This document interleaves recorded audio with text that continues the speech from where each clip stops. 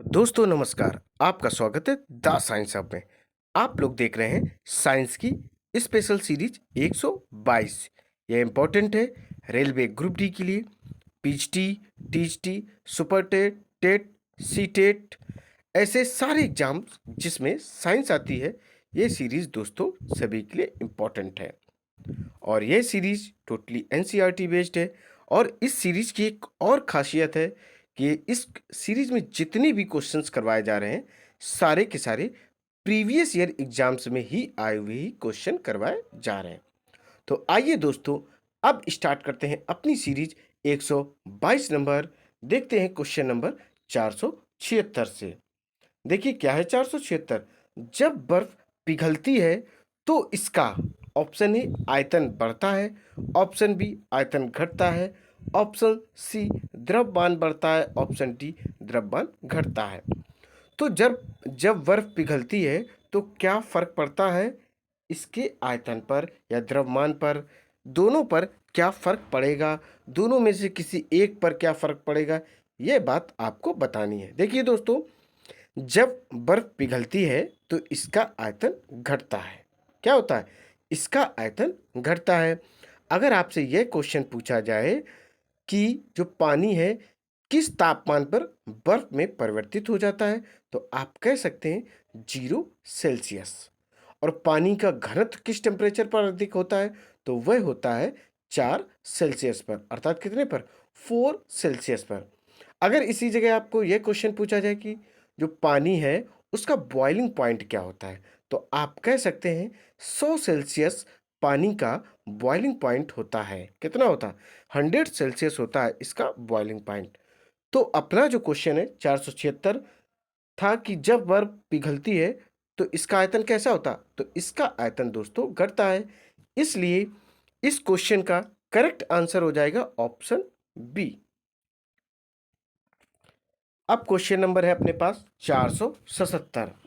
देखिए क्या है, सीमांत घर्षण निर्भर करता है। जो सीमांत घर्षण होता है वह किस पर निर्भर करता है? ऑप्शन ए तल की आकृति पर, ऑप्शन बी तल की प्रकृति और अभिलंब प्रतिक्रिया पर, ऑप्शन सी अभिलंब प्रतिक्रिया पर, ऑप्शन डी तल के क्षेत्रफल पर। तो बताएंगे दोस्तों आप लोग इस क्वेश्चन का करेक्ट आंसर। क्वेश्चन नंबर है 477 477। देखिए दोस्तों, तल की प्रकृति और अभिलंब प्रतिक्रिया पर सीमांत घर्षण निर्भर करता है। किस पर? तल की प्रकृति और अभिलंब प्रतिक्रिया पर ही सीमांत घर्षण निर्भर करता है, अर्थात इसका करेक्ट आंसर हो जाएगा ऑप्शन बी। अब क्वेश्चन है 478। दृढ़ता गुणांक का मात्रक क्या है? दृढ़ता गुणांक का मात्रक क्या है? ऑप्शन ए न्यूटन प्रति मीटर, ऑप्शन बी न्यूटन प्रति metre square, option C newton प्रति metre cube, option D newton metre power 4। तो दृढ़ता गुणांक का मात्रक क्या होता है? क्वेश्चन नंबर रहा 478 और आपको बताना है इस क्वेश्चन का करेक्ट आंसर। देखिए इसका जो मात्रक होता है न्यूटन प्रति मीटर स्क्वायर होता है। आपसे पूछा जाए दृढ़ता गुणांक का मात्रक, तो आप कह सकते हैं कि न्यूटन प्रति मीटर स्क्वायर इसका मात्रक होता है, अर्थात इसका जो करेक्ट ऑप्शन हो जाएगा ऑप्शन बी। अब क्वेश्चन है अपने पास 479। प्रेशर कुकर में भोजन जल्दी पकता है क्योंकि? ऑप्शन ए पानी का क्वथनांक घट जाता है, ऑप्शन बी पानी का क्वथनांक बढ़ जाता है, ऑप्शन सी यह ऊष्मा का जल्दी अवशोषण करता है, ऑप्शन डी ऊष्मा अधिक समय तक के लिए सुरक्षित रखी जाती है। प्रेशर कुकर में भोजन जल्दी क्यों पक जाता है, इस क्वेश्चन का आपको जवाब देना है। तो दोस्तों देखिए क्या होता है, प्रेशर कुकर में पानी का क्वथनांक 120 सेल्सियस हो जाता है। कितना हो जाता है? 120 सेल्सियस हो जाता है। तो इसलिए दोस्तों क्या फर्क पड़ेगा? इसलिए दोस्तों भोजन क्या होता है कि जल्दी पक जाता है। क्या होता है? भोजन जल्दी से जल्दी इसमें पक जाता है। और दोस्तों आपको बता दें, कुकर आप सभी लोग घर पर यूज करते होंगे, करते हैं कि नहीं करते हैं? हाँ। और जब इसका यूज करते हैं तो उसमें आपने देखा होगा फटाफट को खाना उसमें बन जाता है। तो प्रेशर कुकर में पानी का क्वथनांक बढ़ जाता है, 120 सेल्सियस हो जाता है, जिसके कारण क्या होता है, भोजन जल्दी पक जाता है। तो इसका करेक्ट आंसर क्या हो जाएगा, ऑप्शन बी करेक्ट हो जाएगा, पानी का क्वथनांक बढ़ जाएगा। क्वथनांक का मतलब होता है बॉइलिंग पॉइंट। क्या है बॉइलिंग पॉइंट? वैसे जो साधारण पानी होता है उसका जो क्वथनांक होता है, क्वथनांक बिंदु होता है, बॉइलिंग पॉइंट होता है, वो 100 सेल्सियस होता है। कितना होता है? 100 सेल्सियस होता है। बट जब उसे प्रेशर कुकर में किसी खाद्य पदार्थ को पकाते हैं तो उस दौरान उसका बॉइलिंग पॉइंट 120 हो जाता है। तो क्या हो जाएगा इस क्वेश्चन का करेक्ट आंसर? ऑप्शन बी, पानी का क्वथनांक बढ़ जाता है। चलिए दोस्तों, अब देखते हैं क्वेश्चन नेक्स्ट। अब क्वेश्चन है अपने पास 480। किसी झील की सतह का पानी बस जमने ही वाला है, झील के अधस्थल में जल का क्या तापमान होगा? कोई झील है, उसकी सतह का जो पानी है वह जमने वाला अर्थात बर्फ बनने वाला है, तो उसके अधस्थल में आधे स्थल में जल का तापमान क्या हो जाएगा? Option A 0 Celsius, option B 1 Celsius, option C 2 Celsius, option D 4 Celsius. देखिए, किसी झील की सतह का पानी बस जमने ही वाला है तो झील को जो अधस्थल का तापमान हो जाएगा 4 सेल्सियस हो जाएगा। मैंने दोस्तों अभी आपको बताया था जो जल का सबसे ज़्यादा घनत्व होता है वह 4 सेल्सियस पर होता है। वाटर की हाई डेंसिटी कब होती है? 4 सेल्सियस टेम्परेचर पर ही होती है। अर्थात दोस्तों क्वेश्चन नंबर है अपने पास 480 और इसका जो एग्जैक्ट ऑप्शन है ऑप्शन डी। दोस्तों अब अपने पास क्वेश्चन है 481। कितना है? क्वेश्चन नंबर है 481। तो इसमें क्वेश्चन क्या है, 1270 से 1675 के पर वायु की अनुपस्थिति में कोयले को गर्म करने की प्रक्रिया क्या कहलाती? के का मतलब केल्विन है। केल्विन जो है तापमान की सबसे छोटी इकाई होती है। तो अगर वायु की अनुपस्थिति में कोयले को गर्म करेंगे तो यह प्रक्रिया क्या कहलाती? Option A thermal cracking, option B प्रभंजन आसवन, option C thermal distillation, option D जो दिया गया है दोस्तों वह दिया गया कैटलिस्ट क्रेन। ठीक है, तो क्वेश्चन अपने पास है 481 और इसका एग्जैक्ट आंसर आपको बताना है।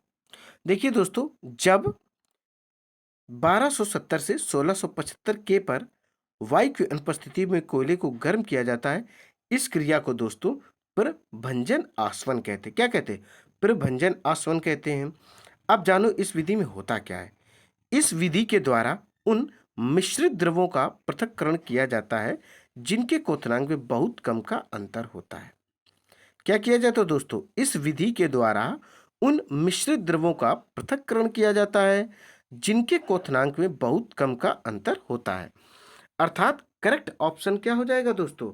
ऑप्शन बी हो जाएगा। अब दोस्तों क्वेश्चन है अपने पास 482। देखते हैं क्या है 482। आणविक संगठन के द्वारा ऊष्मा का संप्रेषण क्या कहलाता है? ऑप्शन ए चालन, ऑप्शन बी संवहन, ऑप्शन सी विकिरण, ऑप्शन डी प्रकीर्णन। आणविक संगठन के द्वारा ऊष्मा का संप्रेषण क्या कहलाता है? ऑप्शन ए चालन, ऑप्शन बी संवहन, ऑप्शन सी विकिरण, ऑप्शन डी प्रकीर्णन। देखिए दोस्तों क्या हो जाएगा। देखिए, आणविक संगठन द्वारा ऊष्मा का संप्रेषण संवहन कहलाता है। क्या कहलाता है? संवहन कहलाता है। अर्थात इसका जो करेक्ट आंसर है ऑप्शन बी है। अब क्वेश्चन है अपने पास 483।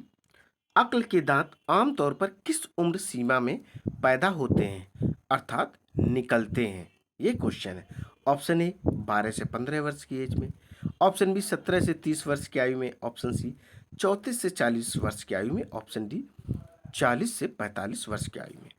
आपने सुना होगा कहते हुए कि मेरी अक्ल की दाढ़ निकल रही है। क्या बोलते हैं? अक्ल की दाढ़ निकल रही है।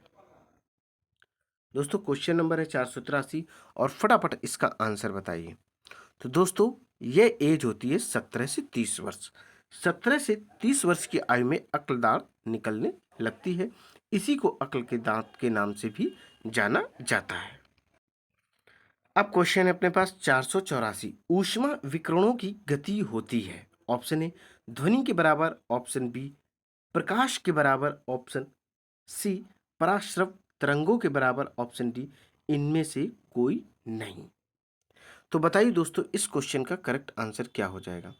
देखिए दोस्तों, ऊष्मा विकिरणों की जो गति होती है वह प्रकाश के बराबर होती है। किसके बराबर होती? प्रकाश के बराबर होती, अर्थात करेक्ट ऑप्शन है ऑप्शन बी।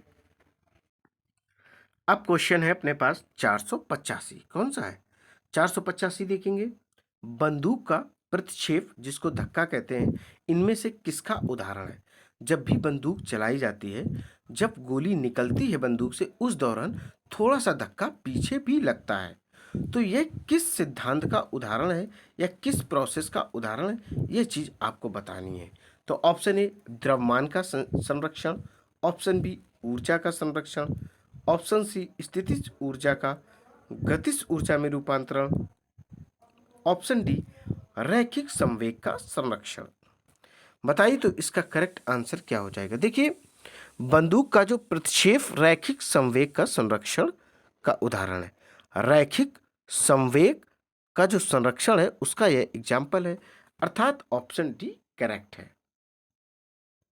अब आप लोग क्वेश्चन नंबर देख पा रहे होंगे 486। देखिए क्या है, एक लोहे के हथौड़े को धूप में रखा जाए तो ये इसके लकड़ी के हत्थे से अधिक गर्म होगा, क्योंकि लोहे का जो हथौड़ा होता है उसमें एक क्या होता है, लोहा लगा होता है आगे, और जो उसका हत्था होता है वह लकड़ी का होता है। तो जो लोहे का हिस्सा होता है वह अधिक गर्म होता है, बट जो लकड़ी का हत्था वह गर्म नहीं होता, क्यों?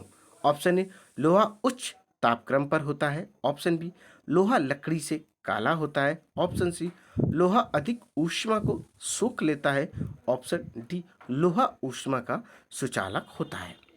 तो आप लोग बताएंगे इसका करेक्ट आंसर क्या हो जाएगा? देखिए, लोहा जो है ऊष्मा का सुचालक होने के कारण, लोहा जो होता है क्या होता है, ऊष्मा का सुचालक तो है ही, और इसके अलावा लोहे के हथौड़े को धूप में रखने पर इसके लकड़ी के हत्थे से अधिक गर्म हो जाता है। क्योंकि क्यों हो जाता है? क्योंकि लोहा जो है वह ऊष्मा को अधिक सोख सकता है, और ये ऊष्मा का एक सुचालक होता है। क्या होता है? हीट का ये गुड कंडक्टर होता है। कौन? लोहा। मैक्सिमम जो मेटल्स होते हैं वो हीट और इलेक्ट्रिसिटी के गुड कंडक्टर होते हैं। 486 का जो करेक्ट ऑप्शन है ऑप्शन सी है। अब क्वेश्चन है अपने पास 487। दो रेलों के मध्य जोड़ पर एक छोटा सा स्थान क्यों छोड़ा जाता है? क्यों छोड़ा जाता है बताएंगे? ऑप्शन ए, क्योंकि ऐसे स्थान छोड़ने से कुछ लागत बचेगी, ऑप्शन बी, क्योंकि धातु गर्म करने पर फैलती है तथा ठंडी करने पर संकुचित होती है, ऑप्शन सी, आवश्यक गुरुत्व बल उत्पन्न करने के लिए, ऑप्शन डी, इनमें से कोई नहीं। तो क्वेश्चन नंबर दोस्तों कौन सा है? 487 है, और फटाफट इस क्वेश्चन का आप लोगों को आंसर बताना है कि इसका आंसर क्या हो जाएगा। चलिए बताते हैं। दो रेलों के मध्य जोड़ पर एक छोटा सा स्थान छोड़ा जाता है, क्योंकि धातु गर्म होने पर फैलती है तथा ठंडी होने पर संकुचित होती है। तो इसका जो करेक्ट आंसर हो जाएगा ऑप्शन क्या हो जाएगा? बी करेक्ट हो जाएगा। अब क्वेश्चन अपने पास 488। कार्बोरेटर किस इंजन में होता है? Option A, petrol engine, option B, diesel engine, option C, भाप इंजन, ऑप्शन डी, इनमें से कोई नहीं। कार्बोरेटर किस इंजन में होता है? क्वेश्चन नंबर रहा 488, और बताना इसका आंसर क्या हो जाएगा। तो इसका करेक्ट हो जाएगा, जो कार्बोरेटर इंजन होता है पेट्रोल इंजन है। क्या है? कार्बोरेटर इंजन में कार्बोरेटर पेट्रोल इंजन में होता है। इस यंत्र के द्वारा पेट्रोल तथा हवा का मिश्रण बनाया जाता है। किसका किसका? पेट्रोल तथा हवा का मिश्रण बनाया जाता है। इस क्वेश्चन का करेक्ट ऑप्शन है ऑप्शन ए। अब क्वेश्चन नंबर है 489। ऊष्मा को विद्युत ऊर्जा में रूपांतरित करने के लिए प्रयोग किया जाता है। Option A, hydrometer, option B, ताप युग्म, option C, voltameter, option D, प्रकाश वैद्युत सेल। तो आपको बताना, ऊष्मा को विद्युत ऊर्जा में रूपांतरित करने के लिए प्रयोग किसका किया जाता है? देखिए दोस्तों, ऊष्मा को विद्युत ऊर्जा में रूपांतरित करने के लिए ताप युग्म के प्रयोग से किया जाता है, अर्थात इसका करेक्ट आंसर हो जाएगा ऑप्शन बी। अब आएंगे क्वेश्चन नंबर 490। 1 किलोग्राम जल का तापमान 30 सेल्सियस से बढ़ाकर 80 सेल्सियस करने के लिए आवश्यक ऊष्मा है। Option A 1 kilo calorie, option B 30 kilo calorie, option C 80 kilo calorie, option D 50 kilo calorie. तो दोस्तों आपको बताना है कि 1 ग्राम जल का तापमान 30 सेल्सियस से अगर 80 सेल्सियस करना हो तो कितने ऊष्मा की जरूरत पड़ेगी। देखिए दोस्तों, तब जरूरत पड़ेगी 50 किलो कैलोरी की। कितनी? 50 किलो कैलोरी जो ऊष्मा होगी उसकी आवश्यकता पड़ेगी, अर्थात इस क्वेश्चन का करेक्ट आंसर है ऑप्शन डी। अब है अपने पास क्वेश्चन नंबर 491। 1 ग्राम वाले पदार्थ का तापमान 1 सेल्सियस बढ़ाने के लिए आवश्यक ऊष्मा की मात्रा को क्या कहते हैं? 1 ग्राम वाले पदार्थ का तापमान 1 सेल्सियस बढ़ाने के लिए आवश्यक ऊष्मा की मात्रा को क्या कहते हैं? ऑप्शन ए विशिष्ट ऊष्मा, ऑप्शन बी कुल ऊर्जा, ऑप्शन सी गुप्त ऊष्मा, ऑप्शन डी इनमें से कोई नहीं। क्वेश्चन नंबर है 491 और फटाफट इसका आपको आंसर देना है। देखिए, 1 ग्राम वाले पदार्थ का तापमान 1 सेल्सियस बढ़ाने के लिए आवश्यक ऊष्मा की मात्रा को विशिष्ट ऊष्मा कहते हैं, अर्थात इसका करेक्ट आंसर हो जाएगा ऑप्शन ए। अब दोस्तों क्वेश्चन कौन सा है? 492। 25 सेल्सियस पर 300 ग्राम पानी को 0 सेल्सियस पर 100 ग्राम बर्फ में मिला दिया जाता है, तो उस सम्मिश्रण का अंतिम तापमान क्या होगा? Option A -5/3 Celsius, option B -5/2 Celsius, option C -5 Celsius, option D 0 Celsius. तो दोस्तों फटाफट इस क्वेश्चन का आंसर आप लोग दें।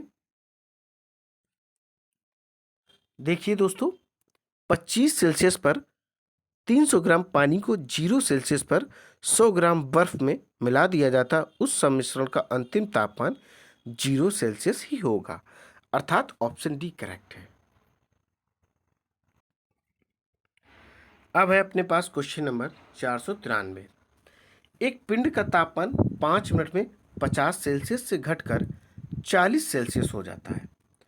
आसपास का तापमान 20 सेल्सियस है और कितने समय में इसका तापमान 30 सेल्सियस हो जाएगा? Option A 10 minute, option B 5 minute, option C 15/2 minute, option D है 25/3 मिनट। तो आप लोग बताएंगे इसका करेक्ट आंसर क्या हो जाएगा। क्वेश्चन नंबर 493 है, चलिए देखते हैं। एक पिंड का तापमान 5 मिनट में 50 सेल्सियस से घटकर 40 सेल्सियस हो जाता है। आसपास का तापमान 20 सेल्सियस है। 15/2 मिनटों में इसका तापमान 30 सेल्सियस हो जाता है। तो करेक्ट आंसर क्या है? Option C. अब दोस्तों क्वेश्चन देखिए क्या है। 494 अर्थात 494 विकिरण पायरोमीटर से कितना तापक्रम नापा जा सकता? ऑप्शन ए 100 से 250 सेल्सियस, ऑप्शन बी 100 सेल्सियस तक, ऑप्शन सी 250 से 500 सेल्सियस, ऑप्शन डी 500 सेल्सियस से ऊपर। तो आप लोग बताएंगे विकिरण पायरोमीटर से कितना तापक्रम नापा जा सकता है। देखिए 500 सेल्सियस से ऊपर का तापमान विकिरण पायरोमीटर के माध्यम से ही नापा जाता है या मापा जाता है दोस्तों। तो इस क्वेश्चन का जो करेक्ट आंसर है वह ऑप्शन डी है। अब क्वेश्चन नंबर है अपने पास 495। एक गोल, एक घन और वृत्ताकार प्लेट 200 सेल्सियस तक गर्म किए जाते हैं और ठंडे होने के लिए छोड़े जाते हैं। उनमें क्या शीघ्र अति शीघ्र ठंडा होगा? ऑप्शन ए धन, ऑप्शन बी गोल, घन है यहाँ पर दोस्तों, ऑप्शन बी गोल, ऑप्शन सी वृत्ताकार प्लेट, ऑप्शन डी इनमें से कोई नहीं। तो क्वेश्चन नंबर है 495 और बताएंगे आप लोग इसका करेक्ट आंसर क्या हो जाएगा। वृत्ताकार प्लेट जो होगी वह जल्दी ठंडी हो जाएगी, अर्थात दोस्तों इसका करेक्ट आंसर है ऑप्शन सी। अब क्वेश्चन है अपने पास 496। जब जल को 0 सेल्सियस से 100 सेल्सियस तक गर्म किया जाता है तो जल का आयतन क्या होगा? ऑप्शन ए धीरे धीरे बढ़ेगा ऑप्शन बी, धीरे धीरे घटेगा ऑप्शन सी, पहले बढ़ेगा फिर घटेगा ऑप्शन डी, इनमें से कोई नहीं। तो क्वेश्चन नंबर है 496 और आपको बताना है इसका करेक्ट आंसर। देखिए 0 सेल्सियस से 100 सेल्सियस तक जल को गर्म करने पर कोई प्रतिक्रिया नहीं होगी, ठीक है। और जल को 0 सेल्सियस से 4 सेल्सियस तक गर्म करने पर आयतन घटता है और फिर बढ़ने लगता है। तो इसका करेक्ट आंसर क्या हो जाएगा? इनमें से कोई नहीं। क्या हो जाएगा? इनमें से कोई नहीं। अब क्वेश्चन नंबर है 497। जब पानी को 0 सेल्सियस से 4 सेल्सियस के बीच गर्म किया जाता है तो उसका आयतन क्या होगा? ऑप्शन ए बढ़ेगा, ऑप्शन बी घटेगा, ऑप्शन सी पहले बढ़ेगा बाद में घटेगा, ऑप्शन डी यथावत रहेगा। जब पानी को 0 सेल्सियस से 4 सेल्सियस के बीच गर्म किया जाता है तो उसका आयतन क्या होता है? अभी दोस्तों बताया था कि जब हम 0 से 4 सेल्सियस के बीच पानी को गर्म करेंगे तो उसका आयतन क्या होगा? घटेगा। करेक्ट आंसर क्या हो जाएगा? Option B. अब दोस्तों क्वेश्चन है अपने पास 498। देखिए क्या है, इनमें से कौन सी बर्नौली के सिद्धांत पर कार्य करता है? बर्नौली के सिद्धांत पर कौन कार्य करता है? Option A gas lighter, option B gas stove, option C Bunsen burner, option D इनमें से कोई नहीं। तो क्वेश्चन नंबर है अपने पास 498 और बताना है इसका एग्जैक्ट आंसर क्या हो जाएगा। देखिए दोस्तों, बर्नौली के सिद्धांत पर हाइड्रोलिक ब्रेक, लिफ्ट इत्यादि कार्य करता है, अर्थात जो इसका करेक्ट आंसर हो जाएगा इनमें से कोई नहीं। बर्नौली के सिद्धांत पर कौन कार्य करता है? हाइड्रोलिक ब्रेक, लिफ्ट आदि ये सब चीजें किस पर कार्य करती हैं? बर्नौली के सिद्धांत पर कार्य करती हैं। तो इसमें में से कोई नहीं होगा, इसका करेक्ट आंसर हो जाएगा ऑप्शन डी। अब क्वेश्चन है अपने पास 499। केल्विन स्केल में मानव शरीर का सामान्य तापमान कितना होता है? ऑप्शन ए 290 के, ऑप्शन बी 310 के, ऑप्शन सी 300 के, ऑप्शन डी 305 के। का मतलब दोस्तों यहाँ पर केल्विन है, केल्विन तापमान की इकाई होती है। तो आपको दोस्तों बता दें, देखिए केल्विन स्केल पर मानव शरीर का तापमान 310 केल्विन होता है। 273 प्लस 37 इक्वल टू 310 केल्विन आ जाएगा, क्योंकि के की वैल्यू क्या होती है? 273 पहले से होती है। तो 273 प्लस कितना? 37। अगर आप इसको ऐड करेंगे तो आ जाएगी वैल्यू 310 केल्विन। क्या आ जाएगी? 310 केल्विन आ जाएगी। और आपको दोस्तों बता दें, देखिए चार्ल्स के नियम के अनुसार परम शून्य ताप पर गैस का आयतन शून्य होना चाहिए, किंतु ऐसा नहीं होता है। इस ताप पर पहुंचने से पहले ही गैस द्रव या ठोस में परिणत हो जाती, अर्थात बदल जाती है। परम ताप को केल्विन भी कहा जाता है। सेंटीग्रेड ताप को परम ताप का केल्विन में बदलने के लिए उसमें 373 जोड़ दिया जाता है। कितना? देखिए सेंटीग्रेड ताप को परम ताप का केल्विन में बदलने के लिए कितने ऐड कर देते हैं? उसमें 273 दोस्तों ऐड करते हैं, 273 ऐड कर देते हैं। इसका जो करेक्ट आंसर हो जाएगा ऑप्शन बी। अब दोस्तों क्वेश्चन है 500। कणों के द्वारा हीट ट्रांसफर की क्रिया को क्या कहते हैं? कणों के द्वारा हीट ट्रांसफर की क्रिया को क्या कहा जाता है? देखिए दोस्तों, option A convection, option B conduction, option C radiation, option D इनमें से कोई नहीं। क्वेश्चन नंबर है 500 और आपको फटाफट इस क्वेश्चन का करेक्ट आंसर बताना है। देखिए कणों द्वारा हीट ट्रांसफर की क्रिया को कंडक्शन कहते हैं। जो कणों के द्वारा हीट ट्रांसफर होती है इस क्रिया को दोस्तों कंडक्शन कहते हैं, अर्थात ऑप्शन बी करेक्ट है। कौन सा? ऑप्शन बी करेक्ट है। दोस्तों यह सीरीज यहीं पर कंप्लीट होती है। उम्मीद है सीरीज आपको बेहद पसंद आई होगी। इसी तरीके की सीरीज आपको कंटिन्यू मिलती रहेगी। आपको करना क्या है? इस सीरीज को अधिक से अधिक लाइक करना है और शेयर करना है, और दोस्तों मेरे चैनल को सब्सक्राइब करना। दोस्तों जय हिंद, जय भारत।